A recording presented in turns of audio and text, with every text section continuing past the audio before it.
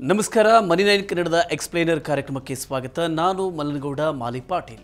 ಬನ್ನಿ ಇವತ್ತಿನ ಎಪಿಸೋಡ್ನಲ್ಲಿ ನಾವು ಈ ಮ್ಯೂಚುವಲ್ ಫಂಡ್ ಪೋರ್ಟ್ಫೋಲಿಯೋ ಬಗ್ಗೆ ತಿಳಿದುಕೊಳ್ಳುವಂತಹ ಪ್ರಯತ್ನವನ್ನು ಮಾಡೋಣ.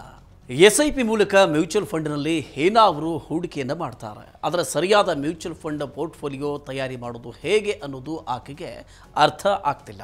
ಒಂದು ತಟ್ಟೆಯಲ್ಲಿ ಹಲವು ಮ್ಯೂಚುವಲ್ ಫಂಡ್ ಸ್ಕೀಮ್ಗಳು ಇದ್ದರೆ ಯಾವುದನ್ನು ತಟ್ಟೆಯಲ್ಲಿ ಹಾಕ್ಕೋಬೇಕು, ಹಾಗೆ ಮಾಡುವ ಮೂಲಕ ಹೇಗೆ ರಿಟರ್ನ್ಸಲ್ಲಿ ಬ್ಯಾಲೆನ್ಸನ್ನು ಕಾಯ್ದುಕೊಳ್ಬೇಕು, ಇಕ್ವಿಟಿ ಆಧಾರಿತ ಮ್ಯೂಚುವಲ್ ಫಂಡ್ಗಳು ಮತ್ತು ಡೆಟ್ ಫಂಡ್ಗಳ ಸರಿಯಾದ ಪ್ರಮಾಣವನ್ನು ನಿರ್ಧಾರ ಮಾಡುವುದು ಹೇಗೆ, ಇದನ್ನು ವೆಲ್ತ್ ಮ್ಯಾನೇಜರ್ ಜೊತೆಗೆ ಹೇನಾ ಚರ್ಚೆ ಮಾಡಿದಾಗ ಒಂದು ಸೂಕ್ತವಾದ ಮ್ಯೂಚುವಲ್ ಫಂಡ್ ಪೋರ್ಟ್ಫೋಲಿಯೋ ಮಾಡಬೇಕು ಅಂತಾದರೆ ಎಲ್ಲ ಕ್ಲಾಸ್ನಲ್ಲೂ ಕೂಡ ಹೂಡಿಕೆಯನ್ನು ಮಾಡಬೇಕು ಅಂತ ಅವಳಿಗೆ ಸಲಹೆಯನ್ನು ಮಾಡಲಾಗಿದೆ.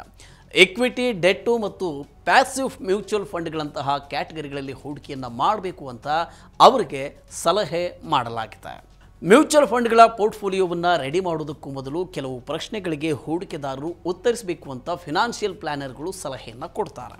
ಉದಾಹರಣೆಗೆ, ಎಷ್ಟು ರಿಸ್ಕನ್ನು ನೀವು ತೆಗೆದುಕೊಳ್ಬೇಕು, ನಿಮ್ಮ ಗುರಿ ಯಾವುದು, ಎಷ್ಟು ಹಣ ನಿಮಗೆ ಬೇಕಾಗುತ್ತೆ, ನಿಮ್ಮ ಹೂಡಿಕೆಗಳನ್ನು ಎಷ್ಟು ಕಾಲ ನೀವು ಇಟ್ಕೊಳ್ಬೇಕು, ಎಷ್ಟು ತೆರಿಗೆ ಅನ್ವಯ ಆಗುತ್ತೆ ಅನ್ನೋದಕ್ಕೆ ನೀವು ಉತ್ತರಿಸಬೇಕು.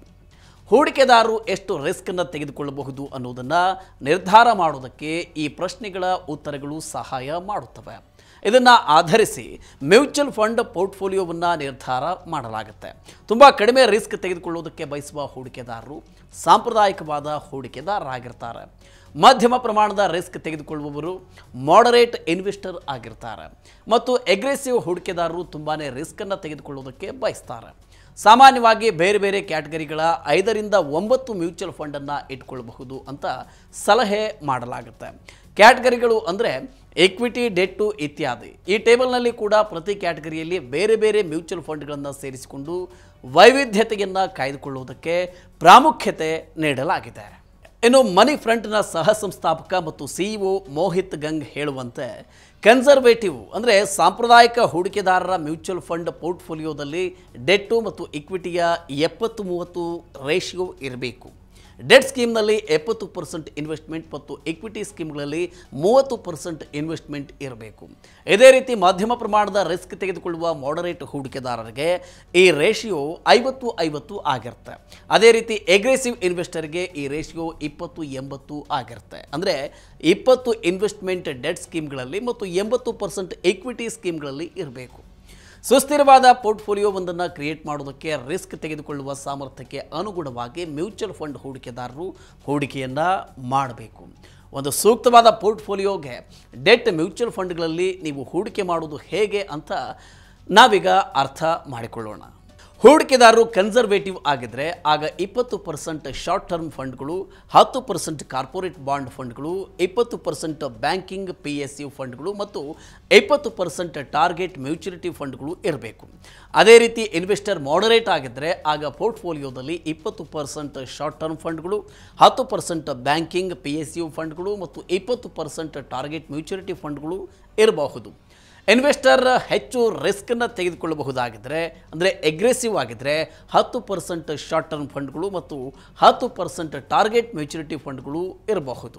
ಇನ್ನು ಈಗ ಇಕ್ವಿಟಿ ಫಂಡ್ಗಳನ್ನು ಹೂಡಿಕೆದಾರರು ಹೇಗೆ ಅಲೋಕೇಟ್ ಮಾಡಬೇಕು ಅನ್ನೋದನ್ನು ನಾವೀಗ ನೋಡೋಣ. ಕನ್ಸರ್ವೇಟಿವ್ ಹೂಡಿಕೆದಾರರು ಇಕ್ವಿಟಿಯಲ್ಲಿ 30% ಇನ್ವೆಸ್ಟ್ಮೆಂಟನ್ನು ಇಟ್ಕೊಳ್ಬೇಕು ಅಂತಾದರೆ ಅವರ ಪೋರ್ಟ್ಫೋಲಿಯೋದಲ್ಲಿ 10% ಹೈಬ್ರಿಡ್ ಫಂಡ್ಗಳು, 10% ಮಲ್ಟಿ ಅಥವಾ ಈ ಫ್ಲೆಕ್ಸಿ ಕ್ಯಾಪ್ ಫಂಡ್ಗಳು ಮತ್ತು 10% ಲಾರ್ಜ್ ಕ್ಯಾಪ್ ಫಂಡ್ಗಳು ಇರಬೇಕು. ಅದೇ ರೀತಿ ಹೂಡಿಕೆದಾರರು ಮೀಡಿಯಂ ರಿಸ್ಕನ್ನು ಅಂದರೆ ಈ ಮಾಡರೇಟ್ ರಿಸ್ಕನ್ನು ತೆಗೆದುಕೊಳ್ತಾರೆ ಅಂತಾದರೆ ಅವರ ಪೋರ್ಟ್ಫೋಲಿಯೋದಲ್ಲಿ 50% ಇಕ್ವಿಟಿ ಸ್ಕೀಮ್, 10% ಹೈಬ್ರಿಡ್ ಫಂಡ್ಗಳು, 10% ಮಲ್ಟಿ ಅಥವಾ ಫ್ಲೆಕ್ಸಿ ಕ್ಯಾಪ್ ಫಂಡ್ಗಳು, 20% ಲಾರ್ಜ್ ಕ್ಯಾಪ್ ಮತ್ತು 10% ಮಿಡ್ ಸ್ಮಾಲ್ ಕ್ಯಾಪ್ ಫಂಡ್ಗಳನ್ನು ಅವರು ಹೊಂದಿರಬೇಕು.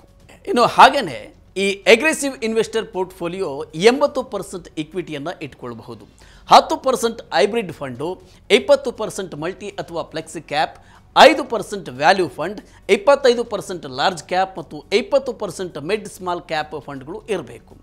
ದೀರ್ಘಾವಧಿಯಲ್ಲಿ ವೆಲ್ತ್ ಕ್ರಿಯೇಟ್ ಮಾಡೋದಕ್ಕೆ ಬಯಸೋರು ಫಿನಾನ್ಷಿಯಲ್ ಪ್ಲಾನಿಂಗ್ನ ಪ್ರಾಥಮಿಕ ನಿಯಮಗಳನ್ನು ಫಾಲೋ ಮಾಡಬೇಕು. ಇವು ಗುರಿ ಆಧಾರಿತ ಹೂಡಿಕೆ, ಅಸೆಟ್ ಅಲೋಕೇಶನ್, ಡೈವರ್ಸಿಫಿಕೇಷನ್, ಹೂಡಿಕೆಯ ರೆಗ್ಯುಲರ್ ರಿವ್ಯೂ ಆಗಿದೆ. ಎಲ್ಲಕ್ಕಿಂತ ಮುಖ್ಯವಾಗಿ ಸಹನೆ ಮತ್ತು ಶಿಸ್ತು ಇದಕ್ಕೆ ಬೇಕಿರುತ್ತೆ. ಮ್ಯೂಚುವಲ್ ಫಂಡ್ನಲ್ಲಿ ನೀವು ಹೂಡಿಕೆ ಮಾಡಿದಾಗಲೆಲ್ಲ ನಿಮ್ಮ ರಿಸ್ಕ್ ತೆಗೆದುಕೊಳ್ಳುವ ಸಾಮರ್ಥ್ಯ ಹೂಡಿಕೆಯ ವ್ಯಾಪ್ತಿಯನ್ನು ಆಧರಿಸಿ ಇರಬೇಕು ಅನ್ನೋದನ್ನು ಗಮನದಲ್ಲಿ ಸರಿಯಾಗಿ ಇಟ್ಕೊಳ್ಳಿ. ಯಾಕೆ ಅಂದರೆ ಎಷ್ಟು ಕಾಲದವರೆಗೆ ನೀವು ಹೂಡಿಕೆಯನ್ನು ಮಾಡಬೇಕು ಮತ್ತು ನಿಮ್ಮ ಹೂಡಿಕೆ ಗುರಿ ಯಾವುದು ಎಂಬುದನ್ನು ಆಧರಿಸಿರಬೇಕು. ಯೋಚನೆ ಮಾಡದೆ ಹಠಾತ್ತನೆ ಯಾವುದೋ ಒಂದು ನಿರ್ಧಾರವನ್ನು ತೆಗೆದುಕೊಳ್ಳಬಾರ್ದು. ಏನು ಮಾಡಬೇಕು ಅಂತ ನಿಮಗೆ ಖಚಿತ ಇಲ್ಲದಿದ್ದರೆ ಹಣಕಾಸು ಸಲಹೆಗಾರರ ಸಹಾಯವನ್ನು ನೀವು ತೆಗೆದುಕೊಳ್ಳಬಹುದು. ಈ ರೀತಿಯ ಇನ್ನಷ್ಟು ಮಾಹಿತಿಗೆ ಮತ್ತು ಪರ್ಸನಲ್ ಫೈನಾನ್ಸ್ ವಿಚಾರಗಳಿಗೆ ಡೌನ್ಲೋಡ್ ಮಾಡಿ ಮನಿ9 ಕನ್ನಡ ಆ್ಯಪ್ ಹಾಗೂ ಯೂಟ್ಯೂಬ್ನಲ್ಲಿಯೂ ಸಬ್ಸ್ಕ್ರೈಬ್ ಆಗಿ, ಲೈಕ್ ಮಾಡಿ, ಶೇರ್ ಮಾಡಿ. Thank you.